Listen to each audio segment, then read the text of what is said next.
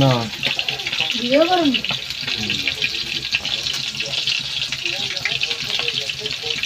মামা কোনটা রেখে যান কোনটি কথা আছে কেউ নেই কোনটি